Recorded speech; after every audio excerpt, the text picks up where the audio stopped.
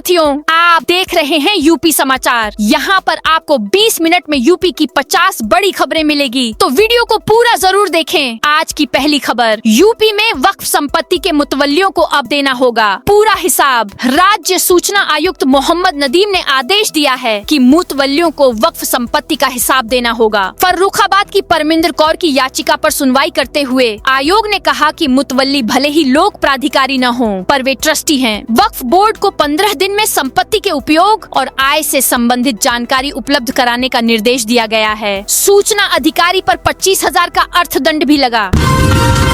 प्रयागराज में एयरफोर्स का plane crash. Prayagraj में एयरफोर्स का ट्रेनिंग एयरक्राफ्ट क्रैश हो गया। एयरक्राफ्ट हवा में उड़ते उड़ते डगमगाया और तालाब में गिर गया। 2 सीटर एयरक्राफ्ट में सवार दोनों पायलट सुरक्षित हैं।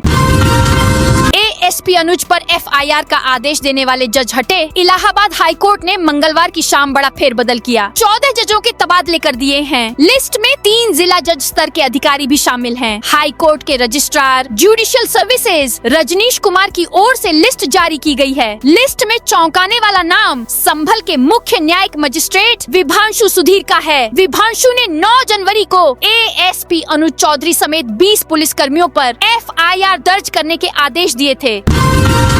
बुजुर्गों, विधवाओं और दिव्यांगों की पेंशन में होगी बढ़ोतरी। योगी सरकार 2027 विधानसभा चुनाव से पहले बजट में बड़ा दांव खेलने की तैयारी में है। सभी पेंशन योजनाओं में 500 रुपए प्रतिमाह की बढ़ोतरी की जाएगी, जिससे पेंशन राशि 1,500 रुपए हो जाएगी। इस फैसले से लगभग 1 करोड़ पेंशन धारक लाभान्वित होंगे, जिसमें बुजुर्ग, विधवा और दिव्यांग शामिल हैं। यह कदम विरोधियों के सवालों का जवाब देने और करोड़ों मतदाताओं तक पहुँचने की चुनावी रणनीति का हिस्सा माना जा रहा है। यूपी सरकार ने स्कूलों में अखबार पढ़ाना अनिवार्य किया। उत्तर प्रदेश सरकार ने प्राथमिक और माध्यमिक विद्यालयों में बच्चों के बौद्धिक और सामान्य ज्ञान को बढ़ाने के लिए एक शासनादेश जारी किया है। इसके तहत स्कूली बच्चों को समाचार पत्र पढ़ाना अनिवार्य किया गया है। एक फोन नंबर से 2 फास्टैग लिंक तो दोनों से कट सकते हैं। पैसे, टोल बूथ पर सावधान रहें। ऐसा हो सकता है कि आप जिस गाड़ी से यात्रा कर रहे हैं उसमें लगे फास्टैग के अलावा आपके पास उपलब्ध दूसरे फास्टैग से भी पैसा कट सकता है। हाल ही में टोल बूथ पर फास्टैग से पैसा कटने में गड़बड़ी का मामला कानपुर कबरी मार्ग स्थित खन्ना टोल बूथ और एमपी के पत्थरहट टोल बूथ पर पकड़ में आया। टोल बूथ पर इस तरह मनमाना पैसा कटने से यात्री परेशान हैं। विधानसभा की कम से कम 30 बैठकें तो होनी ही चाहिए। मुख्यमंत्री योगी आदित्यनाथ ने कहा है कि विधायिका लोकतंत्र की आधारभूत इकाई है। विधायिका संविधान संरक्षक के रूप में यह अपनी भूमिका का निर्वहन करते हुए देश में न केवल विधायी कार्यों के लिए रूपरेखा तैयार करती है, बल्कि यह समग्र विकास की कार्य योजना का मंच भी होती है। संविधान के 3 शब्द न्याय, समता और बंधुता भारत के लोकतंत्र की आत्मा के रूप में काम करते हैं। विधायिका को इसे केंद्र में रखकर काम करना चाहिए।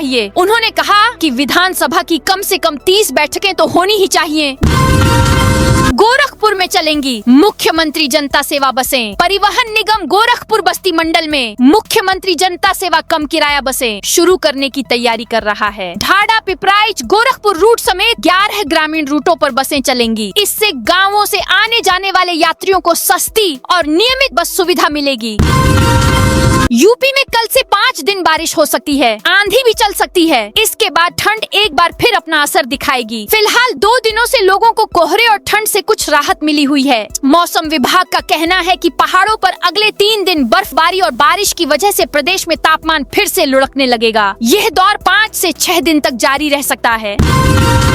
यूपी में कानून व्यवस्था और इंफ्रास्ट्रक्चर से बदली तस्वीर। मुख्यमंत्री योगी आदित्यनाथ के नेतृत्व में उत्तर प्रदेश बीमारू राज्य से वैश्विक विकास मॉडल में बदल गया है। अर्थव्यवस्था 12.88 लाख करोड़ से 31 लाख करोड़ रुपए तक पहुंची है, जिसका लक्ष्य 2029 से 30 तक $1 ट्रिलियन है। सुदृढ़ कानून व्यवस्था, एक्सप्रेसवे जैसे बुनियादी ढांचे और रिकॉर्ड निवेश ने प्रदेश की तस्वीर बदल दी है, जिससे यह समृद्धि की ओर अग्रसर है। पुलिस कर्मियों का ट्रक ड्राइवर से रिश्वत लेते वीडियो वायरल। मेरठ में 2 पुलिस कर्मियों का ट्रक चालक से पैसे लेते हुए वीडियो वायरल हुआ है, जिस पर जांच शुरू कर दी गई है। यह घटना 0 माइल के पास की बताई जा रही है। इसके अलावा आरोपों के चलते जानी खुर्द और दौराला थाने के 3 दारोगाओं को लाइन हाजिर किया गया है। मुख्तार के विधायक बेटे अब्बास अंसारी पर मुकदमा चलेगा। मऊ की सदर सीट से सुभाषपा विधायक अब्बास अंसारी के खिलाफ अब एक और केस चलेगा। चुनाव आचार संहिता उल्लंघन के मामले में मऊ कोर्ट ने उनको आरोपी बनाया है। हालांकि पुलिस की ओर से लगाई गई 2 धाराओं को कोर्ट ने खारिज कर दिया। यूपी में दिव्यांगजनों के लिए बनेगी डाटा प्रणाली पेंशन और सुविधाओं पर मंत्री के सख्त निर्देश। दिव्यांगजनों की वास्तविक स्थिति के आकलन हेतु समग्र डाटा प्रणाली विकसित की जाएगी। राज्य मंत्री नरेंद्र कश्यप ने पेंशन भुगतान में देरी पर कार्रवाई और सार्वजनिक स्थलों को बाधा रहित बनाने के निर्देश दिए। रोडवेज बसों में 4 सीटें आरक्षित होंगी और 18 जिला दिव्यांग पुनर्वास केंद्र स्थापित किए जाएंगे। नौकरी व शिक्षा में आरक्षण का पालन सुनिश्चित करने पर भी जोर दिया गया। दोस्तों, आपके घर के बाहर या खेत बाड़े पे लाइट की जरूरत है तो आपके लिए एक सबसे अच्छी लाइट बता रही हूँ, जो सोलर लाइट है। दिन में चार्ज होगी, रात में फुल चलेगी। यह जल्दी खराब नहीं होती है। आप खुद देख सकते कि लोगों ने लगाई है अपने घर पर। इसका उजाला भी बहुत अच्छा रहता है। रिमोट से आप इसे चालू और बंद कर सकते हैं। इसकी कीमत 2200 रुपए है। अभी 1400 रुपए में मिल रही है। अभी इस पे 800 रुपए की छूट मिल रही है। आप भी इसे ऑर्डर कर सकते हो। नीचे लाइट की फोटो पर क्लिक कर ऑर्डर कर सकते हो। उत्तर प्रदेश में बिजली की मांग में 1550 मेगावाट की गिरावट। मौसम में बदलाव के कारण उत्तर प्रदेश में बिजली की मांग में 1550 मेगावाट की कमी आई है। 16 जनवरी को अत्यधिक ठंड के कारण मांग 23,000 मेगावाट से अधिक थी, लेकिन तापमान बढ़ने से हीटर का उपयोग घटा। 20 जनवरी तक मांग 21,489 मेगावाट पर आ गई, जिससे बिजली प्रबंधन को राहत मिली। हालांकि भविष्य में उतार चढ़ाव की संभावना को देखते हुए अधिकारी सतर्क हैं। तलाक विवाद के बाद अपर्णा मीटिंग में नहीं पहुंची। अपर्णा और प्रतीक यादव के तलाक का मामला उनका निजी है। अपर्णा पढ़ी लिखी और समझदार महिला हैं। वह अपने निजी मामले को संभाल लेंगी। अगर राज्य महिला आयोग से शिकायत या मदद मांगी जाएगी तो बात की जाएगी। ये बातें यूपी राज्य महिला आयोग की अध्यक्ष बबीता सिन्हा चौहान ने कही। बबीता सिन्हा ने आज समाज कल्याण विभाग के अधिकारियों के साथ बैठक की। इस बैठक में आयोग की उपाध्यक्ष अपर्णा यादव शामिल नहीं हुई। 24 घंटे के अंदर शंकराचार्य अविमुक्तेश्वरानंद का कड़ा जवाब। माघ मेला प्रशासन द्वारा जारी कानूनी नोटिस के जवाब में शंकराचार्य स्वामी अविमुक्तेश्वरानंद सरस्वती की ओर से विधिक जवाब भेज दिया गया है। यह जवाब सुप्रीम कोर्ट के अधिवक्ता अंजनी कुमार मिश्रा ने ईमेल से 24 घंटे की समय सीमा से पहले प्रयागराज मेला प्राधिकरण को भेजा है। होली पर घर पहुंचने की राह मुश्किल। लखनऊ मेल समेत कई ट्रेनों में लंबी वेटिंग। होली पर दिल्ली मुंबई सहित कई शहरों से लखनऊ आने वाले 8000 से अधिक यात्री वेटिंग लिस्ट में हैं। लखनऊ मेल जैसी ट्रेनों में लंबी प्रतीक्षा सूची है, जबकि डबल डेकर, वंदे भारत और शताब्दी जैसी प्रीमियम ट्रेनों में अभी भी सीटें उपलब्ध हैं। रेलवे ने यात्रियों की सुविधा के लिए दिल्ली और मुंबई से विशेष ट्रेनें चलाने तथा अतिरिक्त कोच जोड़ने का प्रस्ताव तैयार किया है। राम मंदिर ट्रस्ट के अध्यक्ष महंत नृत्य गोपाल दास की तबीयत बिगड़ी। राम जन्मभूमि तीर्थ क्षेत्र ट्रस्ट के अध्यक्ष और प्रख्यात संत महंत नृत्य गोपाल दास महाराज की तबीयत बुधवार को अचानक खराब हो गई। उल्टी, दस्त और अन्य स्वास्थ्य संबंधी समस्याओं की शिकायत के बाद डॉक्टरों ने उनका चेकअप किया और हायर सेंटर रेफर कर दिया। यूपी में टीईटी, टीजीटी, पीजीटी एग्जाम की नई तारीखों का ऐलान। उत्तर प्रदेश शिक्षा सेवा चयन आयोग ने मंगलवार को 4 बड़ी परीक्षाओं की नई तारीखों का ऐलान कर दिया है। आयोग अध्यक्ष और पूर्व डीजीपी डॉक्टर प्रशांत कुमार ने बताया, टीईटी, टीजीटी, पीजीटी और असिस्टेंट प्रोफेसर भर्ती परीक्षा अप्रैल से जुलाई के बीच होंगी। 2 हफ्ते पहले योगी सरकार ने 2022 की असिस्टेंट प्रोफेसर भर्ती परीक्षा रद्द कर दी थी। यूपी में महिलाओं की सुरक्षा को मिलेगा नया आयाम। 200 छोटे शहरों को सेफ सिटी बनाएगी योगी सरकार। प्रदेश सरकार नगर पालिका परिषद वाले 200 छोटे शहरों को महिलाओं के लिए और भी अधिक सुरक्षित बनाने जा रही है। इन शहरों को सेफ सिटी प्रोजेक्ट के दायरे में लाया जा रहा है। महिलाओं की सुरक्षा के लिए इन शहरों में सीसीटीवी कैमरे लगाए जाएंगे और पिंक शौचालयों का निर्माण कराया जाएगा। साथ ही संवेदनशील व सभी प्रमुख स्थानों पर स्ट्रीट लाइटें लगाई जाएंगी। इसके लिए अगले वित्तीय वर्ष 2026 से 27 के बजट में 50 करोड़ रुपए की मांग की जा रही है। जरूरत के आधार पर बाद में इस बजट को और बढ़ाया जाएगा। लखनऊ के कई इलाकों में 2 दिन नहीं आएगा पानी। लखनऊ नगर निगम का जलकल विभाग बुधवार और 23 जनवरी को प्रमुख ओवरहेड टैंकों की सफाई करेगा। बुधवार को इंदिरा नगर के सेक्टर 9 और कृष्णा नगर के ओवरहेड टैंकों की सफाई होगी, जिससे शाम को इन क्षेत्रों में जलापूर्ति बाधित रहेगी। 23 जनवरी को पटेल नगर के टैंक की सफाई होगी, जिससे इस्माइलगंज और दीपक नगर प्रभावित होंगे। निवासियों को सलाह दी गई है कि वे प्रभावित दिनों में सुबह ही पानी का भंडारण कर लें। यूपी में एक्शन मोड में एंटी करप्शन टीम और बिजली निगम का टेंडर बाबू रंगे हाथ गिरफ्तार। उत्तर प्रदेश के अलग अलग जिलों में इन दिनों anti corruption team action mode में है। ताज़ा कार्रवाई गोरखपुर जिले में हुई है, जहां एंटी करप्शन टीम ने बिजली निगम के एक टेंडर बाबू को रंगे हाथ गिरफ्तार किया है। संभल हिंसा के मास्टरमाइंड शारिक साठा पर बड़ा एक्शन। संभल हिंसा के मास्टरमाइंड और कुख्यात फरार गैंगस्टर शारिक उर्फ साठा के घर की बुधवार को कुर्की की गई। कोर्ट के आदेश पर सुबह 11 बजे ही 5 थानों नक्खाशा, रायसती, संभल कोतवाली, हयात नगर और AHTU के 100 से अधिक पुलिस वाले साठा के घर पहुँचे। नखासा थाना क्षेत्र के मोहल्ला हिंदूपुरा खेड़ा पजाया में स्थित घर के आसपास पूरे इलाके को छावनी में तब्दील कर दिया गया। प्रशासन ने पहले इलाके में डुगडुगी बजाकर एक्शन के बारे में अनाउंस किया, फिर साठा के घर पर कुर्की की कार्रवाई की गई।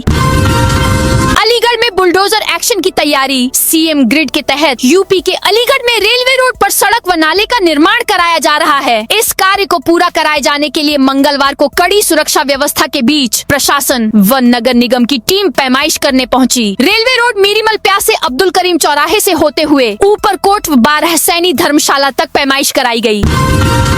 प्रयागराज माघ मेला क्षेत्र में गाड़ियों की नो एंट्री। वसंत पंचमी और अचला सप्तमी स्नान पर्व को देखते हुए 23 से 25 जनवरी तक माघ मेला क्षेत्र में स्नानार्थियों की भारी भीड़ की संभावना है। इसे ध्यान में रखते हुए मेला प्रशासन ने मार्गवार पार्किंग और आवागमन की विस्तृत योजना जारी की है। 22 जनवरी की रात 8 बजे से मेला क्षेत्र में सभी तरह के वाहनों के प्रवेश पर प्रतिबंध रहेगा। सिर्फ एम्बुलेंस और आपातकालीन वाहनों को छूट रहेगी।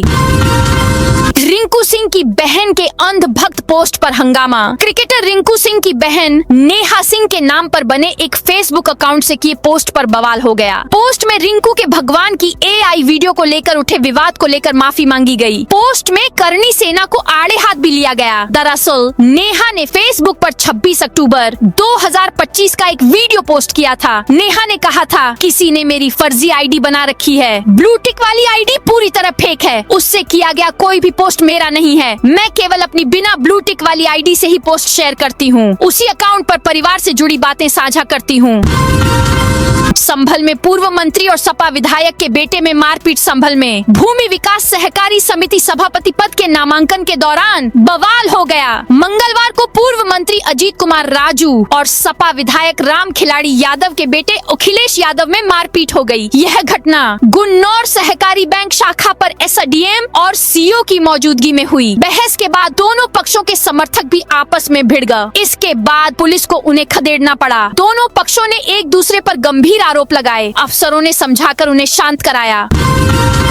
मिर्जापुर में धर्म परिवर्तन मामले में 2 आरोपी गिरफ्तार। मिर्जापुर में एक जिम संचालक और ट्रेनर के खिलाफ धर्म परिवर्तन कराने, शोषण और ब्लैकमेलिंग के गंभीर आरोपों में मुकदमा दर्ज किया गया है। धर्म परिवर्तन के मामले में पुलिस ने बड़ी कार्रवाई करते हुए 2 आरोपियों को गिरफ्तार किया। वहीं 2 अन्य संदिग्धों को हिरासत में लेकर पूछताछ की जा रही है। पुलिस कार्रवाई कर 4 जिम सीज कर दिया है। रूसी बिजनेसमैन ने काशी में किया विवाह। काशी में रूसी बिजनेसमैन ने बुधवार को वैदिक हिंदू रीति रिवाज से विवाह किया। इस विशेष अवसर पर उन्होंने 7 फेरे लेकर 7 जन्मों तक एक दूसरे का साथ निभाने की कसम खाई। वाराणसी के प्राचीन दशाश्वमेध घाट पर भारतीय परंपरा के अनुसार इस विवाह समारोह का आयोजन किया गया। श्रावस्ती में 23 जनवरी को होगी ब्लैकआउट मॉक ड्रिल। श्रावस्ती जिले में 23 जनवरी 2026 को एक ब्लैकआउट मॉक ड्रिल आयोजित की जाएगी। इस अभ्यास के लिए जिला प्रशासन ने सभी तैयारियां पूरी कर ली हैं और संबंधित विभागों को आवश्यक दिशा निर्देश जारी किए गए हैं। इसका उद्देश्य वास्तविक आपातकालीन परिस्थितियों में प्रशासन, सुरक्षा बलों और अन्य विभागों की तैयारियों तथा प्रतिक्रिया समय का आकलन करना है। लखनऊ के सरकारी अस्पतालों में नहीं हो रही जांच। मौसम की मार झेल रहे लोगों को लखनऊ के सरकारी अस्पतालों में जांच और इलाज इलाज को लेकर लंबी दौड़ लगानी पड़ रही है। सरकारी अस्पतालों में जांच न होने पर मरीजों को निजी पैथोलॉजी का रुख करना पड़ रहा है। अस्पतालों की ओपीडी में रोजाना बड़ी संख्या में मरीज पहुंच रहे हैं। इनमें सामान्य जुकाम बुखार से लेकर इमरजेंसी और हड्डी रोग विभाग के मरीजों की संख्या ज्यादा है। रोहतक जाट शिक्षण संस्था में बनेगा स्किल सेंटर। रोहतक में सर छोटू राम के 145वें जयंती समारोह में बतौर मुख्य अतिथि केंद्रीय राज्य मंत्री जयंत चौधरी और लोकसभा सांसद दीपेंद्र सिंह हुड्डा एक साथ पहुंचे। दोनों पहले सर छोटू राम के समाधि स्थल पर पहुंचे, जहां पुष्प अर्पित करने के बाद कार्यक्रम में शामिल हुए। जयंत चौधरी ने कहा कि आज स्विट्जरलैंड के दावोस में वर्ल्ड इकोनॉमिक फोरम की सालाना बैठक में वर्ल्ड इकोनॉमिक को लेकर एमओयू हुआ है। इस दावोस का रास्ता भी रोहतक से होकर गुजरा है। इस एमओयू से भारत देश को विकसित बनने में काफी सहयोग मिलेगा। महाकुंभ 2025 में उत्कृष्ट सेवा, गाजीपुर के अग्निशमन कर्मी सम्मानित। गाजीपुर के अग्निशमन विभाग के 23 कर्मियों को महाकुंभ प्रयागराज 2025 में उनकी उत्कृष्ट सेवाओं के लिए सम्मानित किया गया है। मुख्यमंत्री योगी आदित्यनाथ ने इन कर्मियों को महाकुंभ सेवा मेडल और प्रशस्ति पत्र प्रदान किए। विश्व के सबसे बड़े धार्मिक आयोजन महाकुंभ 2025 के दौरान सुरक्षा व्यवस्था बनाए रखने में गाजीपुर जनपद के अग्निशमन कर्मियों की भूमिका महत्वपूर्ण रही। लीगल एड डिफेंस सिस्टम से गरीब बंदियों को लाभ। सोनभद्र के जिला विधिक सेवा प्राधिकरण के तहत संचालित legal aid defence council system LIDC गरीब और असहाय बंदियों के लिए वरदान साबित हो रहा है। यह जानकारी अपर जनपद न्यायाधीश / सचिव जिला विधिक सेवा प्राधिकरण सोनभद्र शैलेंद्र यादव ने बुधवार को एक विज्ञप्ति में दी। आजमगढ़ के रोजगार मेले में 660 अभ्यर्थियों का चयन। आजमगढ़ जिले के DAV कॉलेज में आयोजित रोजगार मेले में 680 बेरोजगारों का रोजगार के लिए चयन किया गया। इस रोजगार मेले में शामिल होने 21 कंपनियां आई थीं। बेरोजगार मेले में 1635 अभ्यर्थियों ने अपना साक्षात्कार दिया था, जिसके बाद 680 अभ्यर्थियों का नौकरी के लिए चयन किया गया। इन भारतीयों को 15,000 से लेकर 25,000 प्रति माह तक वेतन उनकी योग्यता के अनुसार दिया जाएगा। इंडो नेपाल सीमा पर अलर्ट, संयुक्त पेट्रोलिंग जारी। इंडो नेपाल अंतर्राष्ट्रीय सीमा पर सुरक्षा व्यवस्था को और अधिक प्रभावी बनाने के उद्देश्य से पुलिस और सशस्त्र सीमा बल द्वारा संयुक्त सतर्कता अभियान चलाया जा रहा है। पुलिस अधीक्षक राहुल भाटी के निर्देश पर सीमावर्ती इलाकों में सुरक्षा और शांति बनाए रखने के लिए यह अभियान निरंतर जारी है। यमुना नगर से मथुरा वृंदावन के लिए बस सेवा शुरू। धार्मिक यात्रा के लिए बसों के संचालन को लेकर लंबे समय से चली आ रही मांग को पूरा करते हुए हरियाणा राज्य परिवहन ने यमुना नगर से वृंदावन और मथुरा के लिए सीधी बस सेवा शुरू कर दी है। यह बस सेवा दिल्ली, पलवल और कोसीकला होते हुए संचालित होगी। यमुना नगर विधायक घनश्याम दास अरोड़ा ने हरी झंडी दिखाकर बस को रवाना किया। कानपुर देहात में IMS स्टाफ को मिला जीवन रक्षक प्रशिक्षण। कानपुर देहात में सड़क दुर्घटनाओं में घायलों की जान बचाने के उद्देश्य से एक विशेष प्रशिक्षण कार्यक्रम आयोजित किया जा रहा है। HLL लाइफ केयर लिमिटेड और नेशनल हाईवे के संयुक्त सहयोग से 12 जोड़ टोल प्लाजा पर IMS स्टाफ को यह प्रशिक्षण 12 जनवरी से 25 जनवरी तक दिया जाएगा। इसका मुख्य लक्ष्य घायलों को समय पर प्राथमिक उपचार उपलब्ध कराना है। भदोही में अतिक्रमण हटाने पहुंचा बुलडोजर, विरोध के बाद रुका। भदोही नगर के लिपन तिराहे पर बुधवार को अतिक्रमण हटाने की कार्रवाई शुरू की गई। SDM अरुण गिरी के नेतृत्व में पुलिस बल और बुलडोजर के साथ टीम मौके पर पहुंची। जैसे ही एक मकान के चबूतरे को तोड़ने का प्रयास किया गया, स्थानीय लोगों ने विरोध प्रदर्शन शुरू कर दिया। विरोध कर रहे लोगों का आरोप था कि उन्हें बिना किसी पूर्व सूचना या नोटिस के यह कार्रवाई की जा रही है। इस पर SDM ने तत्काल कार्रवाई रोक दी और सभी पक्षों को अपनी बात रखने का मौका देने का आश्वासन दिया। लखनऊ में सपाइयों का कलेक्ट्रेट पर हंगामा। काशी के मणिकर्णिका घाट पर मूर्तियां तोड़ने के विरोध में लखनऊ में सपाइयों ने विरोध मार्च निकाला। कलेक्ट्रेट का घेराव करके नारेबाजी की। इस दौरान भाजपा सरकार को हिंदू विरोधी बताया। प्रदर्शनकारियों ने सरकार और वाराणसी प्रशासन पर जमकर निशाना साधा और सनातन धर्म की भावनाओं को ठेस पहुंचाने का आरोप लगाया।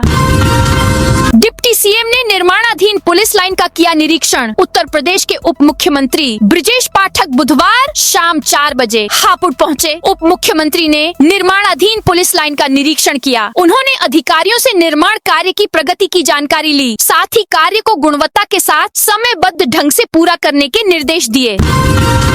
भाजपा विधायक ने 3 दिवसीय किसान मेले का शुभारंभ किया। फतेहपुर जिले में कृषि सूचना तंत्र के सुदृढ़ीकरण एवं कृषक जागरूकता कार्यक्रम के तहत 3 दिवसीय विराट किसान मेले का आयोजन किया गया। कृषि भवन परिसर में आयोजित इस मेले का शुभारंभ भाजपा विधायक कृष्णा पासवान ने किया। इसमें फतेहपुर सहित रायबरेली, कन्नौज, लखनऊ और फर्रुखाबाद के किसानों ने भाग लिया। 2.5 करोड़ की एक्सपायर शराब नष्ट। हापुड़ में आबकारी विभाग ने लगभग 2.5 करोड़ रुपए मूल्य की एक्सपायर हो चुकी बियर और विदेशी शराब को नष्ट किया है। यह कार्रवाई आबकारी आयुक्त उत्तर प्रदेश के निर्देश और जिलाधिकारी के आदेश के अनुपालन में की गई। बुधवार की शाम ओम किरण लॉजिस्टिक पार्क में काल बाधित बियर और विदेशी मदिरा का विधिवत विनष्टीकरण किया गया। इस दौरान उप आबकारी आयुक्त मेरठ प्रभार मेरठ की अध्यक्षता में तहसीलदार गढ़ राहुल सिंह और जिला आबकारी अधिकारी मौजूद रहे। यूपी बोर्ड परीक्षा 2193 कक्ष निरीक्षक कराएंगे परीक्षा। औरैया में 18 फरवरी से प्रस्तावित यूपी बोर्ड परीक्षाओं की तैयारियां माध्यमिक शिक्षा विभाग ने शुरू कर दी हैं। इस बार जिले के 71 परीक्षा केंद्रों पर कुल 2193 कक्ष निरीक्षक ड्यूटी पर तैनात किए जाएंगे। नकल विहीन परीक्षा सुनिश्चित करने के लिए 6 सचल दल भी गठित किए गए हैं। बलिया में 1365 आंगनवाड़ी सहायिकाओं की भर्ती। बलिया में 1365 आंगनवाड़ी सहायिकाओं की भर्ती प्रक्रिया शुरू हो गई है। बुधवार को कलेक्ट्रेट सभागार में जिलाधिकारी मंगला प्रसाद सिंह की अध्यक्षता में एक बैठक आयोजित की गई, जिसमें चयन प्रक्रिया की समीक्षा की गई। अधिकारियों ने जिलाधिकारी को बताया कि जनपद में कुल 1365 आंगनवाड़ी सहायिकाओं के पदों पर नियुक्ति की जानी है। इन पदों के लिए लगभग 14,000 आवेदन पत्र प्राप्त हुए हैं।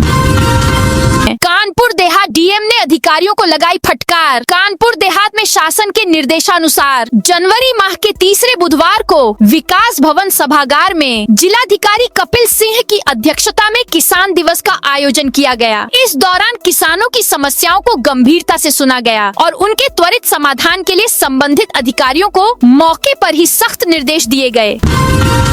नोएडा हादसा बिल्डर को न्यायिक हिरासत में भेजा। नोएडा के सेक्टर 150 में इंजीनियर युवराज मेहता की मौत के मामले में फॉरेंसिक टीम घटना स्थल पर पहुंची। फॉरेंसिक टीम ने मौके पर जांच पड़ताल की, तथ्यों के साक्ष्य जुटाए। SIT की रिपोर्ट में फॉरेंसिक के फैक्ट्स फाइंडिंग मामले में अहम भूमिका निभाएंगे। दरअसल SIT की टीम को 24 जनवरी तक सीएम योगी को इस मामले की फाइनल रिपोर्ट सौंपनी है। मुख्यमंत्री योगी आदित्यनाथ भी इस हादसे पर नाराज हैं।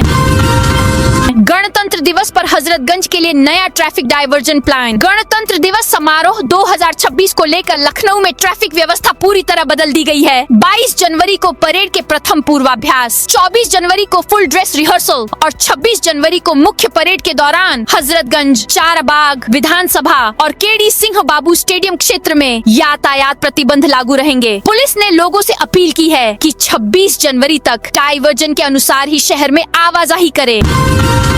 यूपी विजन डॉक्यूमेंट तैयार, 98 लाख सुझाव आए। लखनऊ में सीएम योगी ने कहा यूपी का विजन डॉक्यूमेंट बनकर तैयार है। 500 जनप्रतिनिधियों के साथ 500 इंटेलेक्चुअल ने इसे मिलकर बनाया है। इन लोगों ने ग्रास रूट पर 75 जिलों का सर्वे किया। 98 लाख सुझाव आए और फिर इसे तैयार किया। तो दोस्तों, यही थी आज उत्तर प्रदेश के सभी जिलों की दिन भर की ताजा और बड़ी खबरें।